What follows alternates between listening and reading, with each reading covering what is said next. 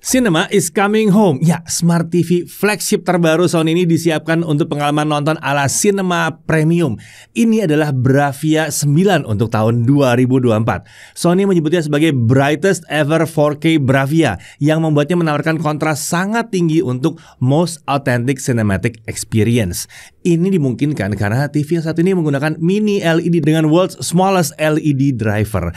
Tapi bukan cuma brightness tinggi aja, Sony menawarkan banyak fitur yang mendukung tampilan premium TV ini. Ada XR processor dengan XR Triluminos Pro, ada XR Backlight Master Drive, XR Contrast Booster 30, XR Clear Image, dan XR Motion Clarity. Ada juga X Wide Angle dan X Anti-Reflection. Untuk audio, ada Acoustic Multi Audio Plus dengan beam tweeter. Menariknya, TV 4K ini juga menawarkan refresh rate sampai 120 Hz. Oke, kita mulai aja langsung pembahasan Bravia 9 yang satu ini.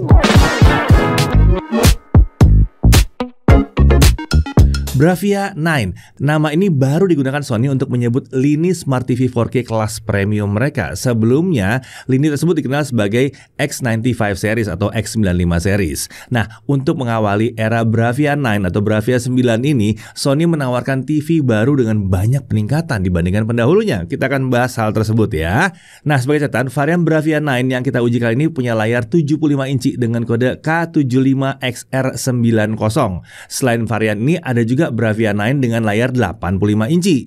Oke, langsung kita lihat aja isi paket penjualannya. Tentunya di sini ada unit TV Sony Bravia 9, lalu ada satu set tabletop stand, lalu ada set rear cover, ada digital audio adapter, rechargeable Bluetooth remote control, dan kabel power. Lalu masih ada lagi kabel USB Type-C, kabel ties untuk kabel management, dan paket dokumen. Nah, di sini Sony menggunakan desain one slate dengan bezel tipis yang mereka sebut seamless edge. Tebal bezelnya sekitar 7,3 mm untuk kiri, kanan, dan atas. Bezel bagian bawah juga cenderung tipis, ini cuma 13 mm aja. TV ini memiliki ukuran 1667 x 972 x 48 mm tanpa stand. Jadi tebalnya itu cuma 48 mm saja. Nah, untuk stand ini adalah 4-way stand yang bisa dipasang di dua posisi masing-masing dengan dua tingkat ketinggian. Untuk posisi bisa dipasang agak ke tengah seperti ini atau bisa juga dipasang di bagian pinggir. Sementara untuk tingkat ketinggian, stand bisa diatur mengangkat TV sedikit saja sekitar 1,2 cm atau mengangkat TV lebih tinggi supaya kita bisa naruh soundbar di bawah TV. Beralih ke sisi belakang, di area tengah ada 4 lubang mounting sesuai dengan standar VESA 300 x 300 mm. Ada juga konektor AC input dari TV ini. Nah, bagaimana dengan konektor I/O? Semuanya ditempatkan di area kanan. Nah, agar bagian belakang TV ini terlihat rapi, Sony menyediakan set rear cover dengan cable holdernya. Selain membuat bagian belakang tampil lebih rapi, ini juga bisa digunakan untuk merapikan kabel yang terpasang ke TV. Nah, untuk spesifikasi yang kami uji ini layar 75 inci, 4K UHD, jadi 3840 x 2160 pixel. Backlightnya pakai mini LED dengan local dimming tentunya. Refresh rate-nya up to 120 Hz. Untuk HDR-nya dia bisa HDR10, HLG, dan Dolby Vision. Untuk video processor dia pakai XR processor. Ada berbagai fitur pendukung kualitas tampilan TV di sini, termasuk XR Clear Image, XR Contrast Booster 30, XR Triluminos Pro, XR Motion Clarity, High Peak Luminance, dan masih banyak lagi. Untuk audio dia pakai 2 mid-range speaker, 2 subwoofer, 2 frame tweeter, dan 2 beam tweeter dengan total daya 70 watt. Untuk fitur-fitur ada banyak banget. Dolby Audio, Dolby Atmos, DTS Digital Surround, DTS Express, DTS HD Master Audio, DTS HD High Resolution Audio, DTS X, 3D Surround Upscaling, Acoustic Auto Calibration, dan Acoustic Center Sync. Banyak banget di sini ya. Nah, untuk fitur-fitur unggulannya, dia ini udah studio calibrated, optimasi tampilan dengan kualitas studio untuk konten di aplikasi populer termasuk Netflix.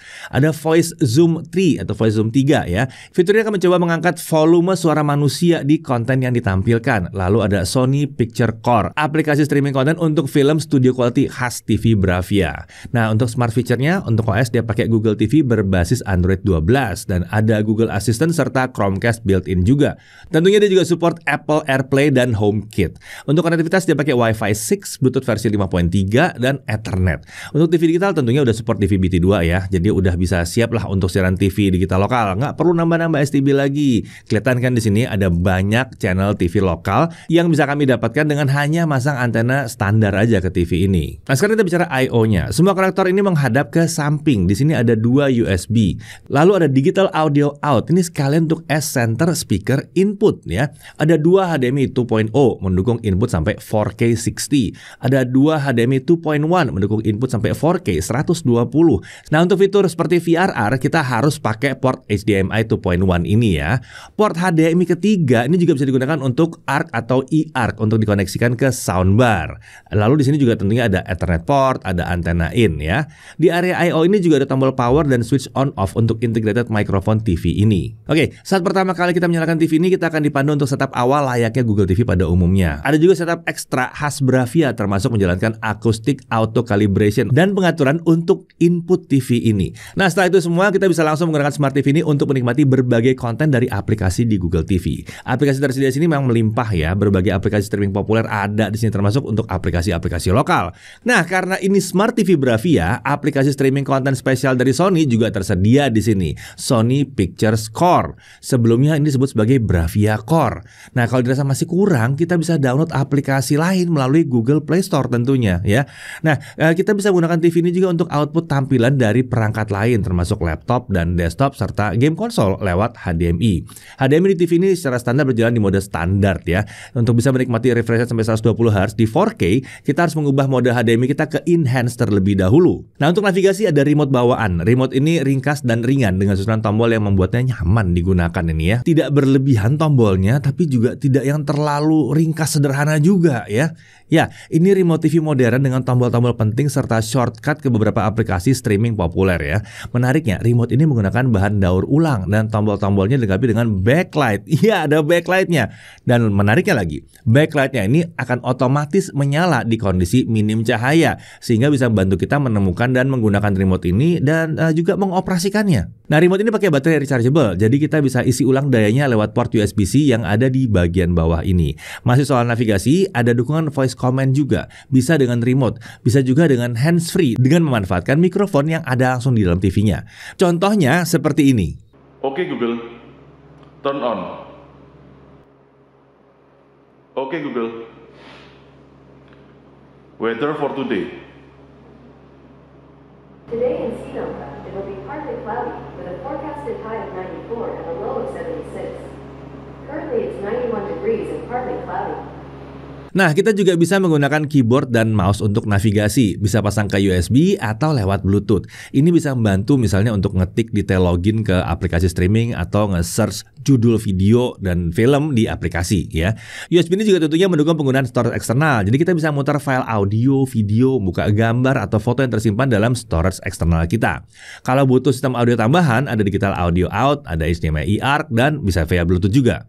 Nah, beralih ke fitur yang lainnya ya, karena menggunakan Google TV, Chromecast built-in juga otomatis tersedia di sini. Kita bisa menggunakannya untuk casting konten dari tablet atau smartphone Android kita ke layar yang jauh lebih besar. Ya, dari laptop juga bisa sih. Sementara untuk perangkat Apple tersedia Apple AirPlay serta Apple HomeKit di TV ini. Ada juga parental control yang dapat digunakan untuk membatasi akses channel atau aplikasi yang akan ditonton oleh anak kita. Kita juga bisa membatasi waktu penggunaan TV ini kalau saat anak kita sedang nonton TV ya.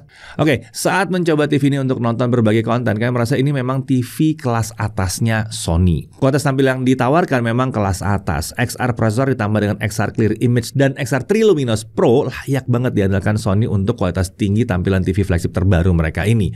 Warna-warninya itu terlihat tampil prima dengan saturasi yang kenceng sih sebetulnya, tinggi tapi tidak berlebihan, nggak bleber-bleber gitu ya. Nah, saat kami coba cek color gamut, mode Vivid itu menawarkan gamut coverage dan volume mendekati 100% DCI-P3. Nah, seperti biasa, Sony Sony juga menawarkan mode Studio Calibrated yang disiapkan untuk tampilan studio quality di aplikasi streaming seperti Netflix dan Sony Picture Core. Sony juga menyebutkan kalau mode serupa akan hadir juga untuk Prime Video nantinya. Nah, kembali ke kualitas tampilan TV ini ya, kedalaman warna gelapnya itu yang dihasilkan tuh memang sangat baik di sini. Ini didapatkan dari penggunaan mini LED dengan XR Backlight Master Drive untuk mendukung local dimming di TV yang satu ini. Untuk brightness layar kami coba ukur dan dia bisa mencapai 2300 nits di mode SDR dan 2700 nits di mode HDR. Tinggi sekali ini. Wajar kalau Sony menyebutkan bahwa ini adalah Bravia 4K paling terang yang mereka tawarkan saat ini. Ini merupakan wujud dari high peak luminance, suatu hal yang memang baru tersedia di Bravia 9 series ini. Kontras menawarkan TV ini jadi sangat tinggi, membuat Sony bisa menawarkan XR Contrast Booster 30 di TV yang satu ini. Untuk HDR atau HDR terbilang bekerja dengan baik ya. Area gelap bisa diangkat dengan baik, sementara area yang paling terang itu tetap bisa dipertahankan supaya detailnya tidak hilang. Dolby Vision juga berjalan dengan baik saat kami coba pakai Netflix. Secara keseluruhan, apa yang ditawarkan oleh TV ini memang cukup menggambarkan pengalaman pakai TV kelas atas. Sedikit sayangkan, kami masih menemukan area gelap di bagian tepi layar TV ini. Area gelap ini cukup jelas terlihat saat tampilan di bagian tepi layar tuh dominan warnanya terang. Demikian pula di sudut-sudut layar, masih ada sedikit area gelap yang terlihat. Dan mengingat ini adalah TV kelas atas, tampilan di layar TV ini harusnya bisa lebih bersih lagi sih ya.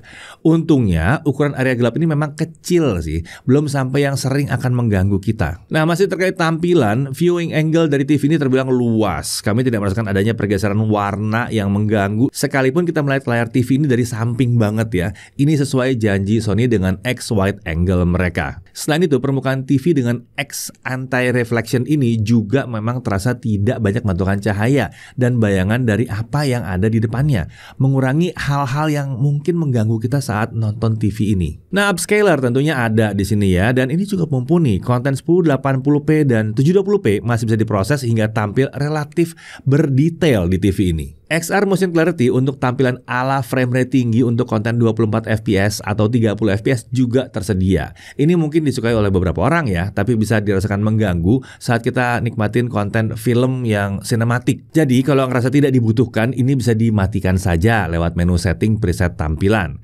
Bicara soal menu setting TV ini, di sini ada overlay untuk opsi pengaturan cepat beberapa hal, termasuk picture, input, dan jaringan. Menu pengaturan yang lebih lengkap juga tersedia dan hadir sebagai overlay juga. Jadi menu-menu pengaturan di TV ini memang khas sebuah TV, tidak menutupi konten atau malah maksa konten yang ditonton tuh harus tutup dulu baru kita nyeting. Enggak, ini TV beneran, TV sejati. Nah, beralih ke audionya, Sony menggunakan total 8 speaker untuk sistem audio TV ini. Saat kami coba, sistem audio ini terasa lebih menonjolkan sisi bassnya ya. Mid terasa agak kurang dan treble agak sedikit tajam. Karakter dari sistem audio ini membuatnya akan lebih cocok untuk konten yang mengandalkan bass, khususnya untuk yang memang suka bass yang kencang di sini. Sementara kalau kontennya memang tidak mengandalkan bass ya, suaranya memang agak sedikit kurang mantap aja untuk sistem audio kelas atas. Separasi juga belum terasa yang luar biasa hebat-hebat banget. Suara masih agak terasa kecampur-campur dan masih bisa saling mengganggu. Di sini Sony juga tidak menyediakan preset untuk audio. Equalizer tersedia tapi tidak dilengkapi dengan preset. Full manual aja di sini. Nah, TV ini juga mengusung fitur Voice Zoom 3 dengan 6 level yang bisa kita pilih sesuai dengan kebutuhan. Saat kami coba, fitur ini memang terlihat mencoba mengangkat suara manusia atau voice yang sedang ditampilkan atau sedang dihadirkan di situ. Bagaimana dengan surround TV ini? Terbilang cukup. Tapi emang nggak yang luar biasa bisa membuat kita merasa masuk ke dalam gitu ya. Beam Twitter Effect memang belum sampai yang membuat suara benar-benar terasa datang dari belakang kita di sini, tapi udah cukup untuk mengisi suara yang datang dari arah atas. Nah, sekarang kita beralih ke gaming. Di sini kita coba dulu pakai PlayStation 5 ya. TV ini akan merekomendasikan kita memasang PS5 ke HDMI 2.1. Saat terhubung, TV akan secara otomatis mengubah picture mode jadi game dan HDR juga langsung aktif. Fitur-fitur pendukung seperti VRR, Auto Low Latency Mode, HDR Auto Tone Mapping serta 120Hz output juga bisa langsung digunakan di sini. Tapi itu wajar ya, itu kan produk Sony ketemu Sony ya. Bagaimana kalau gaming dengan PC desktop atau pakai laptop? Nah, kita bisa ubah mode tampilan ke game. Ini membuat TV mengurangi post processing yang berpotensi menghasilkan input lag. Bedanya kalau pakai PlayStation 5, mode secara otomatis akan berubah. Sementara kalau pakai PC atau laptop ya, harus kita setting secara manual. Nah, saat kami coba, TV ini ternyata juga support G-Sync. Iya, jadi kita bisa dapat tampilan bebas gangguan dari tearing atau stuttering saat kita main game dengan PC. Nah, di mode game ini Sony juga menyediakan menu gaming khusus yang tampil sebagai game bar. Seperti ini nih bentuknya nih ya.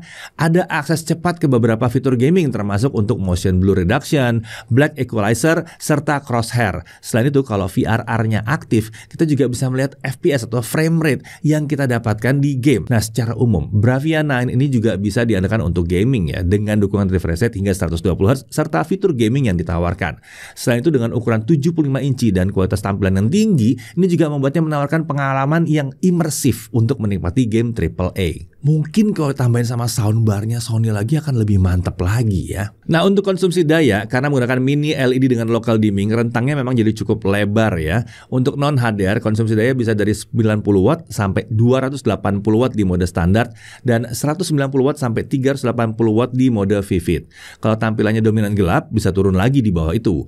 Ya, jadi tergantung konten apa yang sedang ditampilkan. Lalu untuk konten HDR, baik mode vivid maupun standar, konsumsi dayanya ada di range 300 watt sampai 380 watt.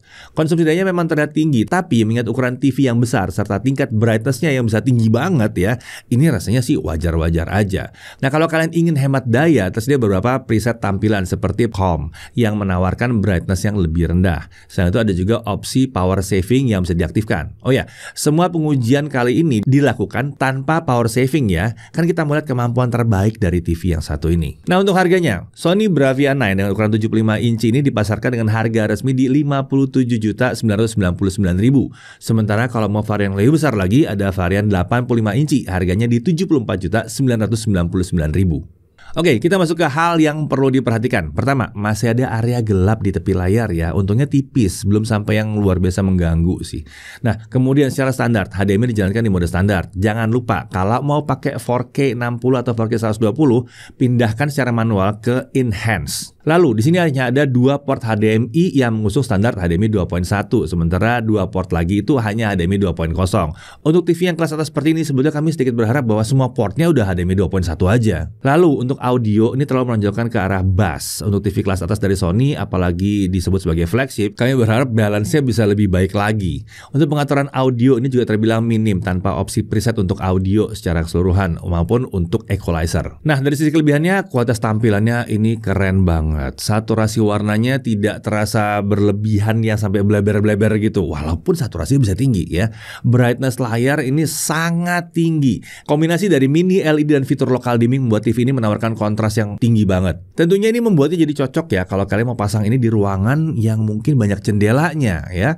Jadi bisa ngelawan dia. Kemudian karena dia tidak pakai OLED, ini jadi tidak ada resiko kena masalah burn in. Lalu refresh rate-nya sampai 120Hz. Ini untuk gaming termasuk oke banget ya. Lalu tersedia dukungan untuk Dolby Vision, HDR10 dan ada juga mode Studio Calibrated dan IMAX Enhance. Lalu untuk upscalernya, ini keren upscalernya, mantap ya. Lalu total port HDMI-nya lumayan banyak, ada 4 di sini. Udah support VRR dan ALLM juga. Ada juga game mode untuk optimasi input yang lag-nya rendah saat main game. Game menu juga ada di sini dengan akses cepat ke VRR dan beberapa fitur khas gaming. Lalu kalau pakai PS5, waduh, ini optimalisasinya mantap banget ya. Kita bisa main game dengan nyaman tanpa nyeting-nyeting lagi. Colok aja, udah beres. Kemudian penggunaan Google TV ini rasanya mulus dan lancar di sini. Dan untuk stand, ini 4-way, ada pilihan untuk posisi dan bahkan untuk ketinggiannya. Untuk remote-nya ini modern, ringkas dan mudah digunakan. Pakai backlight pula di sini ya. Dan ini udah siap untuk menerima siaran TV digital Indonesia. Ya, Bravia 9 Smart TV ini terbilang layak sih untuk jadi flagship Sony untuk tahun 2024 ini, terutama dari sisi tampilannya ya. Apa yang ditawarkan memang menggambarkan sebuah TV kelas atas dengan kualitas tampilan yang tinggi dan pengalaman pakai yang memang terasa kelas atas. TV ini akan cocok untuk pengguna Smart TV yang ingin upgrade ke Smart TV dengan ukuran lebih besar dan kualitas yang lebih tinggi. Mungkin pengguna Sony Bravia sebelumnya yang 55 atau 65 inci mau ganti ke 75 atau bahkan 85 inci. Nah, bisa langsung ke Bravia 9 ini. Atau yang baru mau beralih ke Smart TV, kalau mau langsung kualitas kelas atas, bisa juga pilih Bravia 9 ini. Untuk yang ingin membangun home theater, TV ini tentunya juga bisa jadi pilihan yang pas, sesuai lah dengan slogan Cinema is Coming Home yang digunakan oleh Sony. Apalagi dia bisa dikombinasikan dengan jajaran soundbar dari Sony untuk kualitas audio yang lebih mumpuni lagi. Singkat kata, Bravia 9 ini adalah Smart TV 4K layar besar dengan tampilan cemerlang kelas atas yang bisa jadi salah satu pilihan menarik di pertengahan tahun 2024 ini. Saya Deddy Irfan, Jakarta TV TV.